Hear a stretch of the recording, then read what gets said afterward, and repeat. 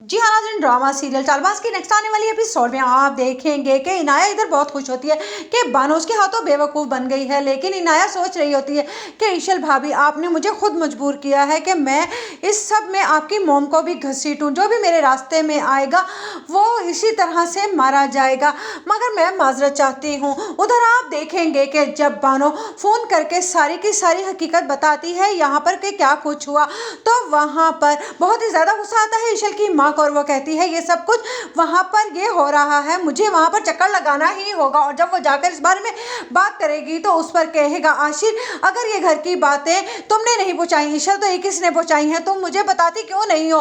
तुम तो कह रही थी कि तुम अपनी मामा से कोई बात नहीं करोगी, लेकिन यहाँ पर तो तुम्हारी मामा इसी बात का झगड़ा लेकर आई थी ना। उन्हें कैसे इल्हाम हो गया कि उस दिन हमारे घर में क्या बात हुई थी, उस पर बहुत ज़्यादा परेशान हो जाएगी ईशल और कहेगी कि आखिरकार ये सब कुछ कैसे हुआ। क्या अनाया ने उस पर वो बानो को बुलाएगी और बानो से पूछेगी। बानो डर जाएगी क्योंकि अनाया ने उसे कहा है कि अगर उसने उसका कहना नहीं माना तो वो उसे पुलिस के हवाले कर देगी, और एक मुलाजमा बेचारी और कर भी क्या सकती है। मालकों की बात सुनने के बजाय उधर जब असद तक ये बात पहुंचेगी कि यहाँ पर घर में ये सब कुछ चल रहा है, तो वो साफ साफ कहेगा कि अब मुझे लगता है कि आशीष से दो टोक बात करनी होगी। या तो वो ईशल से कहे कि इस घर में सीधी सादी जिंदगी गुजारे, या फिर उसे यहाँ से चलता करे, क्योंकि मुझे उसके इस घर में हरगिज़ बर्दाश्त नहीं है। इधर बहुत ज़्यादा परेशान हो रहा होगा असद का बाप और कहेगा आखिरकार क्या हो गया है, मेरे बेटे कभी ऐसे तो नहीं थे कि आपस में ही एक दूसरे से झगड़ा करने लगे।